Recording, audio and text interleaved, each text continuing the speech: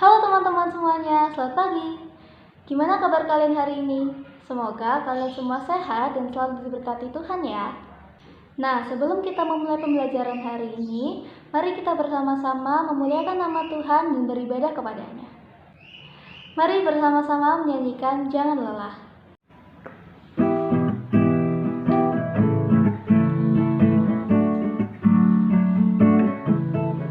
Jangan lelah bekerja di ladangnya Tuhan, Roh Kudus yang beri kekuatan, yang mengajar dan menopang.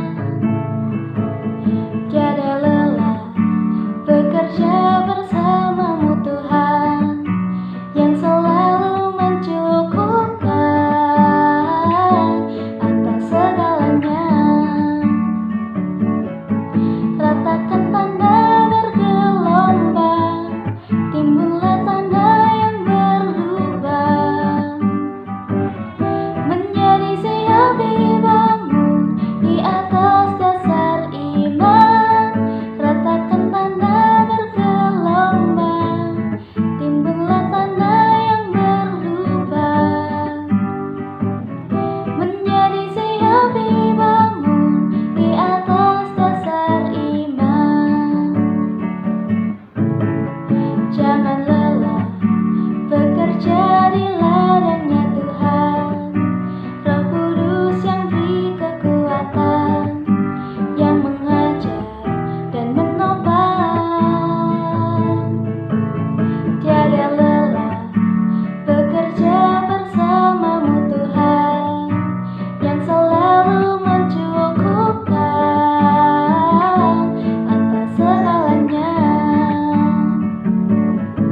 Ratakan tanda bergelombang, timbullah tanda yang berubah, menjadi siap dibangun di atas dasar iman.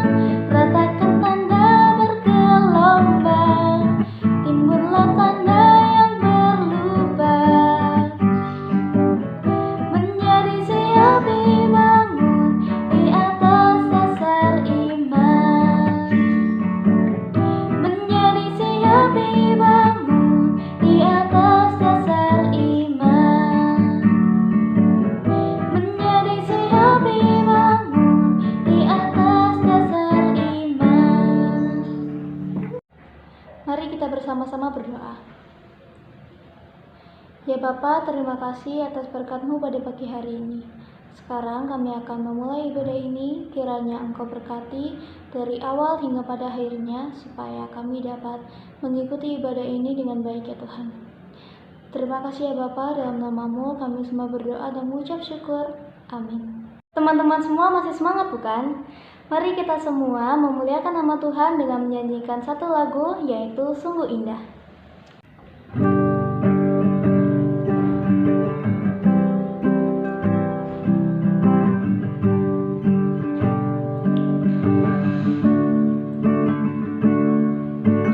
Kemanakah aku dapat pergi, menjauhi Roh-Mu yang suci, Kau sahabat, dan Kau dekat.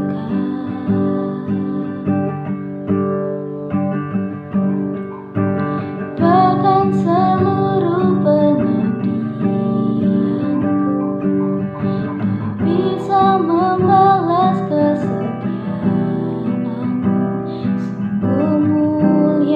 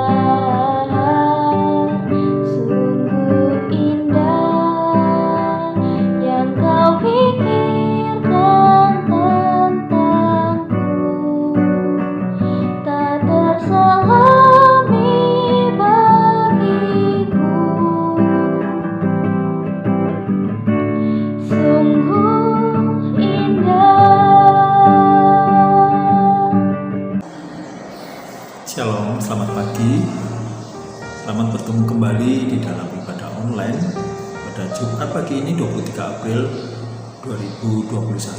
Setelah kita memuji Tuhan, saatnya kita akan mendengarkan sedikit renungan firman Tuhan. Izinkan saya mengajak kita semua untuk kembali berdoa menyerahkan pemberitaan firman Tuhan pagi ini. Mari kita berdoa. Tuhan Yesus, Bapa kami yang baik dan sangat-sangat baik terhadap kami. Kami mengucap syukur Tuhan masih memberi kami kesempatan kembali untuk beribadah bersama walaupun secara online. Tolong kami Tuhan, setelah kami memuji Tuhan, hati kami diangkat kepada Tuhan dan kami boleh merasakan hadirat Tuhan dalam hidup kami. Saat ini kami hendak merenungkan firman-Mu. Beri kami Tuhan hikmat akal budi yang boleh mengerti akan pesan-pesan firman Tuhan. Kami boleh menanamnya dalam tanah hati kami yang terbaik, untuk kami boleh memeliharanya, merenungkannya siang dan malam, dan kami boleh melakukan dalam hidup kami sehari-hari. Kami menyerahkan hamba-Mu yang terbatas untuk menyampaikan firman Tuhan yang luar biasa, untuk kami boleh dengarkan bersama-sama pagi hari ini. Di dalam nama Tuhan Yesus, kami berdoa dan mengucap syukur. Haleluya. Amin. Selamat pagi hari ini kita kembali diizinkan untuk bersama-sama beribadah secara online. Hari ini kita akan membaca di dalam Mazmur pasal 94 ayat 12 sampai dengan 19 dan diberi tema tidak dibuang.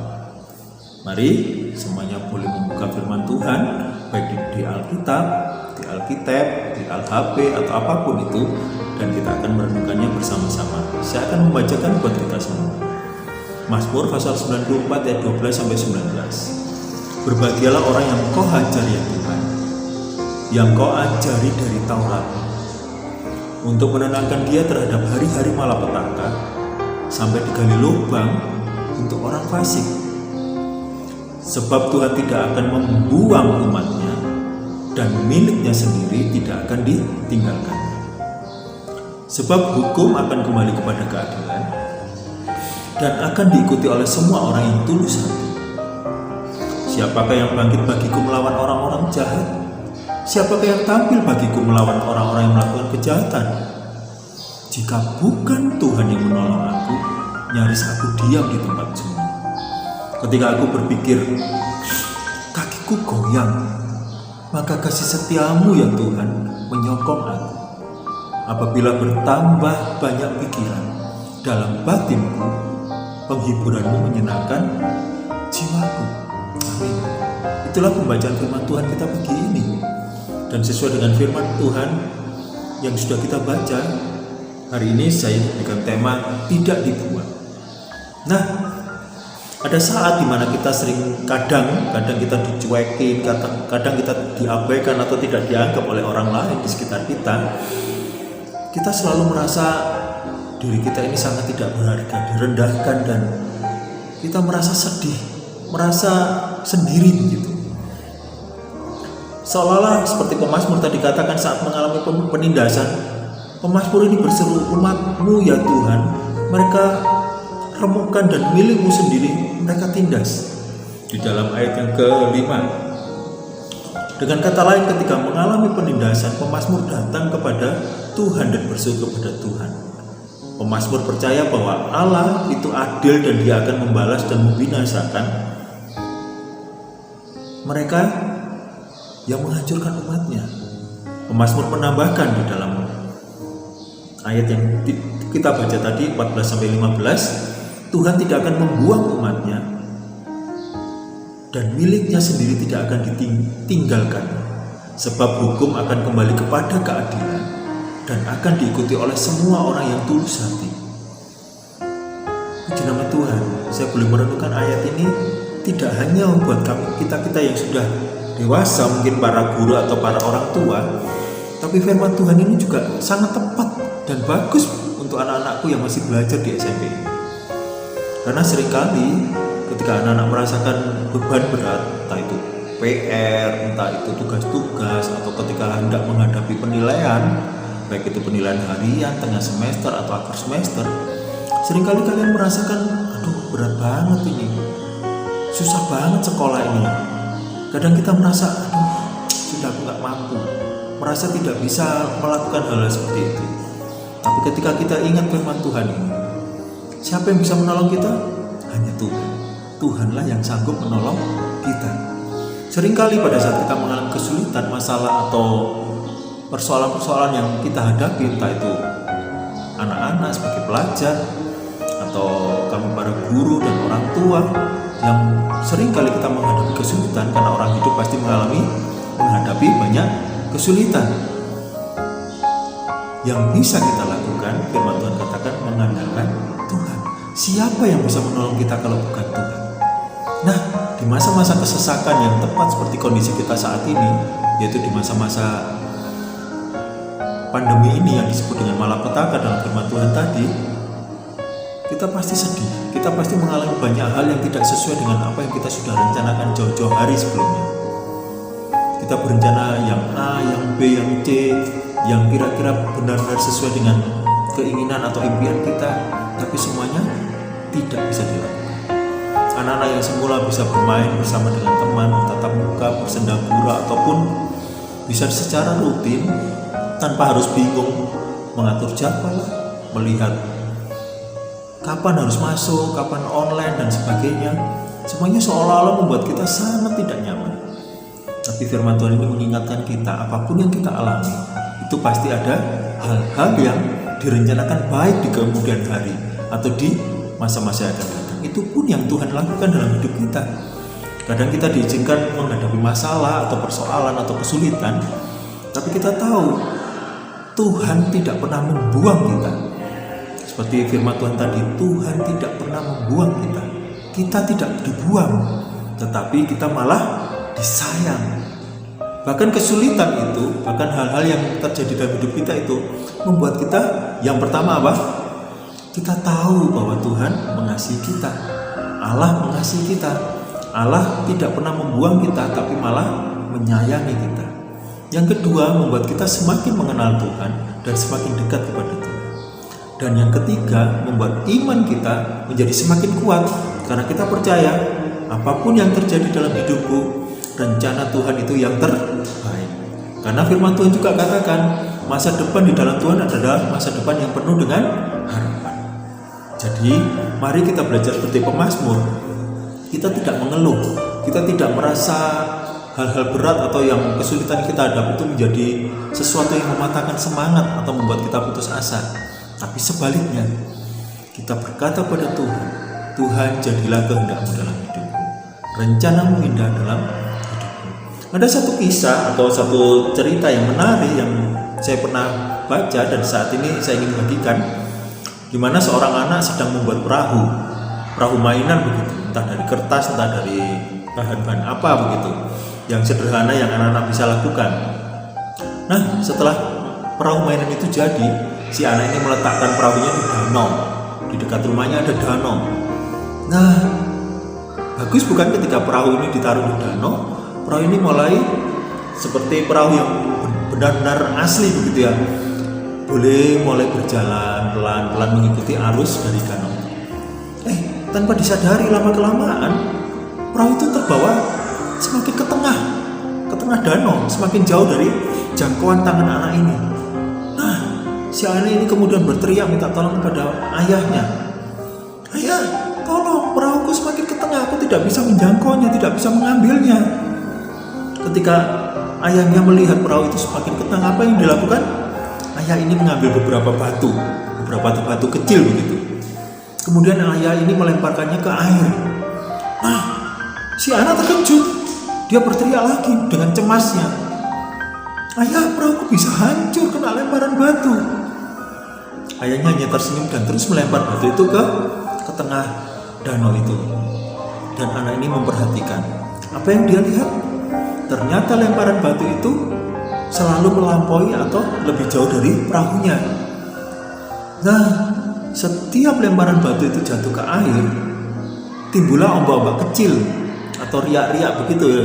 Ombak-ombak kecil yang mendorong perahu itu menjadi kembali ke tepi, kembali mendekati anak itu. Dan akhirnya anak itu tahu setiap lemparan batu yang direncanakan oleh ayahnya membuat perahu itu kembali kepada dia.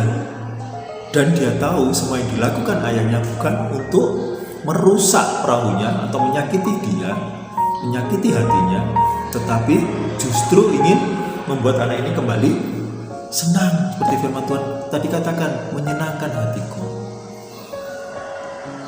Jadi itu pun yang terjadi dalam hidup kita. Jadi ketika anak-anak mendapatkan tugas, mendapatkan teguran, kalaupun di sekolah ditegur oleh guru, atau mungkin bahkan dimarahi istilah kalian oleh guru, ketahuilah bahwa itu bukan karena guru tidak menghiraukan kalian atau tidak lagi mau menolong kalian, tapi justru karena kami para guru ini sangat mengasihi anak-anak kami, anak-anak didik di sekolah ini. Mengapa? Ketika kami tagih, tugasmu belum, PR-mu belum selesai, kamu belum mengikuti penilaian harian, penilaian tengah semester atau penilaian akhir semester. Tujuannya apa? Kami benar-benar ingin menolong para murid untuk mendapatkan nilai-nilai yang baik, nilai-nilai yang minimal KKM atau bahkan lebih dari KKM, supaya anak-anak bisa naik kelas, anak-anak bisa lulus dengan nilai yang baik.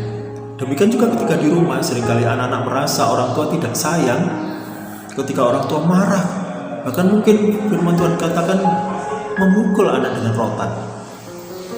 Tapi biarlah saat ini kita semua belajar, bahkan anak-anak juga belajar bahwa ketika orang tua marah, itu maksud orang tua pasti membuat anak ini menjadi lebih baik, tidak ingin menyakiti anak, tapi bahkan ingin membahagiakan anak, tidak ingin membuang anak, tapi malah semakin sayang pada anak.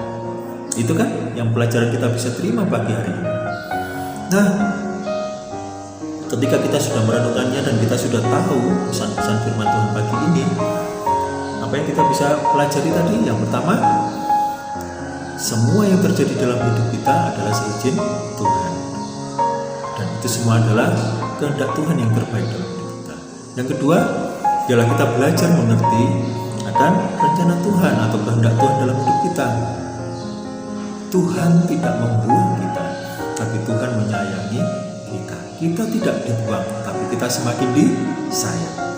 Kasih Tuhan, bahkan Dia rela sampai mati di kayu salib. Yang ketiga, biarlah iman kita semakin bertumbuh dan percaya apapun yang terjadi dalam hidup kita adalah rencana Tuhan yang terbaik untuk kita. Kadang kita punya hal-hal yang kita inginkan, tapi Tuhan tidak izinkan terjadi. Kita kecewa, pasti kita kecewa. Kita merasa sedih, sering kita merasa sedih. Tapi pagi hari ini, biarlah kita katakan, kalau bukan Tuhan yang menolong aku tidak akan mampu melewati semuanya. Iman kita bertumbuh, hati kita semakin dihiburkan oleh Tuhan dan percaya kepada Tuhan, dan kita tahu rencana Tuhan itu indah pada waktunya. Nah, menutup renungan singkat pagi hari ini, saya ingin menceritakan kisah seorang pelukis yang sudah sering kita dengar atau mungkin kita sudah sering membacanya, entah itu di buku, entah itu di internet. Kisahnya begini. Suatu hari seorang pelukis terkenal di Inggris lah, tepatnya sedang menyelesaikan lukisan terbaiknya dengan ukuran 2 meter, lebarnya kali 8 meter. Sambil dia terus melukis, dia membayangkan nanti lukisan ini akan jadi seperti apa. Kalian tahu, anak-anakku, lukisan ini akan dipertontonkan atau dipajang untuk dilihat orang banyak. Itu pada saat pernikahan Putri Diana dan Pangeran Charles pada waktu itu, yaitu di kerajaan Inggris. Nah, ketika selesai, entah itu berhari-hari, entah itu berminggu-minggu atau berbulan-bulan, pelukis ini ingin memperhatikan lukisannya sudah cukup indahkah atau tidak. Dia melihatnya dari jarak dekat. Kemudian dia mundur lagi, dia ingin melihat dari jauh, mungkin lebih bagus. Dia mundur. Nah, tanpa disadari, tempat pelukis ini melukis yaitu di top floor, di bagian teratas atau atap beton dari apartemennya, entah berapa tingkat gedung itu. Dia terus mundur sampai dia merasa puas. Tanpa disadari dia sudah berada di pinggir dari atap itu. Dia hampir terjatuh dari gedung bertingkat itu. Seseorang melihatnya, dan seseorang ini pertama dia ingin berteriak mengingatkan, "Pelukis, hati-hati, engkau mau jatuh."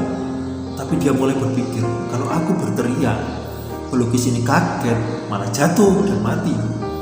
Akhirnya seseorang ini yang ingin menolong pelukis ini tadi, dia lari ke lukisan yang sudah jadi dan sangat indah itu. Dia ambil kuas dari pelukis, dia coret-coret dengan warna-warna yang merusak lukisan itu. Kalian pasti bisa menebaknya. Pelukis ini marah dan dia lari menghampiri si perusak lukisannya tadi, dan dia ingin memukulnya. Tapi orang banyak di sekitar itu yang tahu peristiwa ini, mereka langsung pegang tangan pelukis itu. Mereka katakan, orang ini hendak menyelamatkan engkau. Kalau tidak dirusak lukisanmu, engkau pasti sudah jatuh dan mati. Gambaran ini apa yang bisa kita ambil pelajarannya? Kadang-kadang kita telah melukis masa depan kita punya rencana-rencana yang sangat bagus dan memimpikan sesuatu yang sudah kita idam-idamkan, sesuatu yang pasti indah. Wah, bahkan mungkin di antara kita sudah merancangnya dengan sangat rapi dan detail. Tetapi kadang-kala rencana itu tidak bisa terlaksana karena Tuhan punya maksud dan rencana yang lebih baik. Pikiran Tuhan tidak akan bisa masuk dalam pikiran kita, dan pikiran kita sangat-sangat terbatas untuk mengerti pikiran Tuhan. Nah, kadang-kadang ketika hal itu tidak terlaksana, apa yang kita inginkan, apa yang kita lakukan, marah itu pasti, jengkel itu tentu, bahkan kita sedih. Bahkan kalau mungkin anak perempuan akan menangis berhari-hari menyesali hal-hal yang tidak terjadi tadi. Tapi perlu kita ketahui bahwa Tuhan selalu menyediakan yang terbaik untuk kita, miliknya, seperti disebut tadi ayat yang kita baca. Jadi mari kita menyerahkan hidup kita kepada Tuhan. Sekali lagi tekankan, kita tidak dibuang, tapi kita disayang. Itulah motivasi hari ini, itulah yang membuat semangat kita tumbuh dan terus kita lakukan yang terbaik untuk Tuhan. Kita jalani hari-hari yang mungkin sulit ini, yang disebutkan tadi malapetaka. Di masa-masa pandemi ini kita akan terus berjuang dan berjuang. Tetap semangat, tetap mengasihi Tuhan, dan iman kita tetap kita letakkan di bawah kasih Kristus. Puji nama Tuhan. Kiranya Tuhan Yesus menguatkan dan meneguhkan hati kita. Puji nama Tuhan. Semua diberkati, semua merasakan hal yang sama dengan saya, yaitu sukacita dan penuh ucapan syukur. Amin. Tuhan Yesus memberkati. Mari kita berdoa. Tuhan Yesus, terima kasih firman-Mu menolong kami untuk belajar mengerti dan belajar meletakkan pikiran, perasaan, serta rencana kami di bawah pikiran, perasaan, dan rencana Tuhan. Karena rencana kami terbatas sesuai dengan kemampuan kami berpikir terbatas. Tapi Engkau Allah yang luar biasa, pasti Engkau Allah yang memiliki rencana-rencana yang luar biasa untuk kami. Tolong kami Tuhan menjalani hidup kami di hari-hari yang sulit ini, supaya apapun yang kami lakukan sesuai dengan firman Tuhan dan tidak keluar dari kebenaran firman. Kami ucap syukur atas ibadah pada pagi hari ini. Engkau memberkati aktivitas kami selanjutnya, dan Engkau senantiasa menolong kami. Mengucap syukur atas semuanya, dan kami hanya naikkan ucapan syukur kami di dalam nama Tuhan Yesus. Haleluya. Amin. Selamat pagi, selamat beraktivitas. Tuhan Yesus memberkati.